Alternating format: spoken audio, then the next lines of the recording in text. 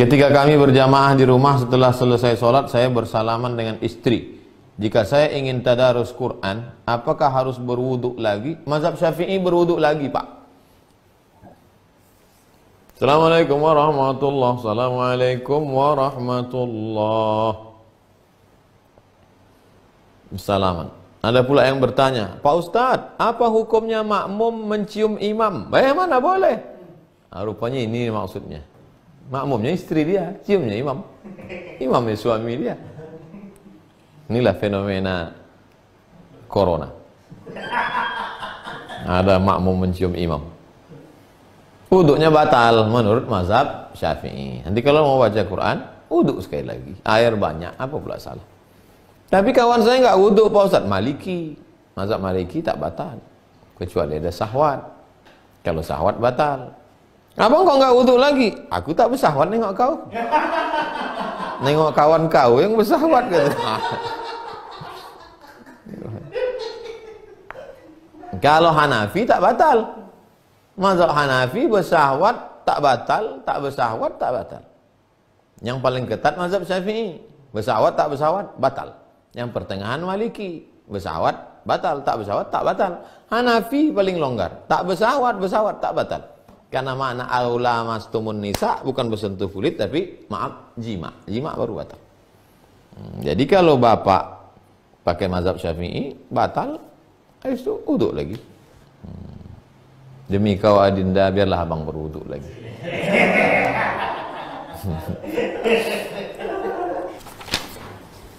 Dari Ibu Astuti. Assalamualaikum Ustaz. Waalaikumsalam warahmatullahi wabarakatuh. Apakah benar di bulan puasa orang sudah meninggal dunia itu datang ke rumahnya? Ibu Astuti, kalau mau tahu cerita tentang roh dari A sampai Z selengkap-lengkapnya, beli 2 judul buku Ibu Astuti. Yang pertama buku judulnya ROH, Roh. Saya seminggu yang lalu ke toko buku banyak. Roh, Ibnu Qayyim Al-Jauziyah. Yang kedua kitabnya Tazkirah, ditulis oleh Imam Al-Qurtubi.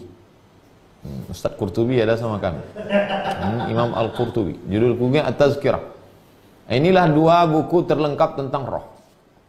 Jadi Ibu Astuti, roh itu tempatnya 2. Yang pertama, ruh orang baik-baik, tempatnya Illiyin. Yang kedua, ruh orang yang jahat-jahat, tempatnya Sijjin. Lalu kemudian ada pula posisi yang ketiga, Allah kuasa mengembalikan ruh itu masuk ke dalam jasad untuk menerima azab kubur atau rahmat kubur. Dan Allah kuasa pula untuk menempatkan ruh itu kemana dia mau, kemana dia suka. Jadi, apakah mungkin ruh itu pulang ke rumah? Bisa saja. Kalau Allah kuasa. Tapi tidak ada dalil secara spesifik mengatakan roh pulang malam Jumat jam sekian ke rumah. Tidak.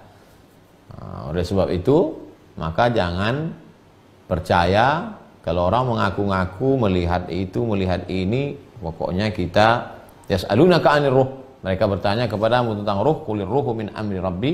Katakan ruh ulisan Allah, wa ma utitu minal ilmi illa qalila. Tidaklah engkau diberitahu tentang ilmu ruh ini kecuali hanya sedikit saja. Saya ulang, ruh tempatnya yang baik-baik Illiyin, yang jahat-jahat Sijjin.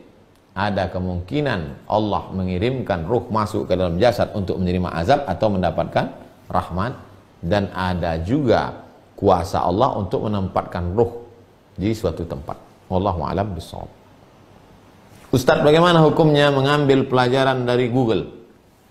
Google itu kalkulator, Bapak, Ibu. Ibu tak tahu 257 tambah 875 berapa? Tak tahu, gunakan itu. Begitu juga dengan Google.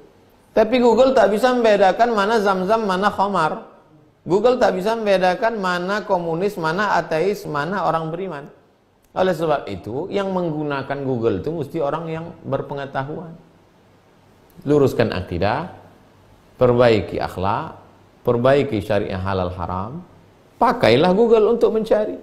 Ketik Google, Ustadz Adi Hidayat, Ustadz Bakhtiar Nasir, Gus Baha, Ustadz, banyak ustadz, pakai, bisa dipakai.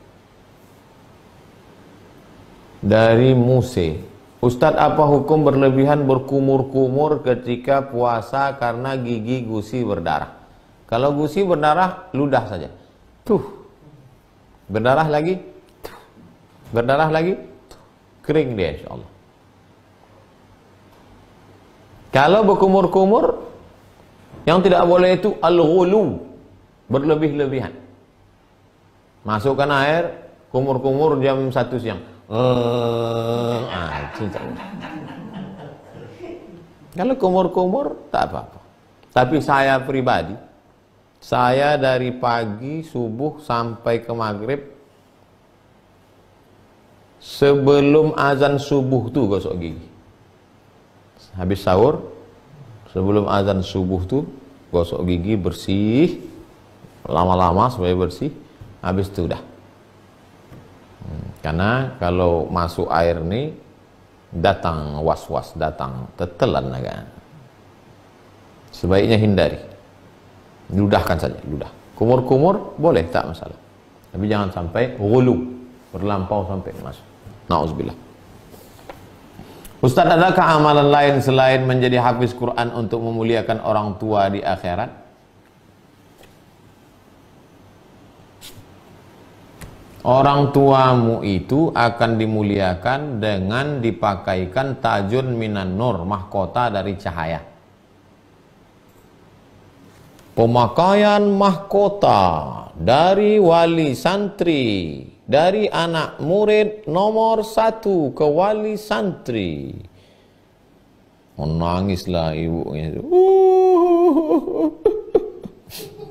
Habis selesai datang wartawan. Ibu tadi haru waktu anaknya masangkan mahkota itu karena nanti di surga dipasangkan mahkota. Uang sekolahnya mah.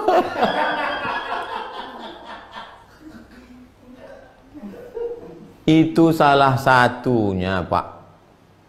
Bahwa nanti ibu-ibu akan diberikan tajun minan nur, mahkota dari cahaya. Apakah amalan itu saja? Tidak.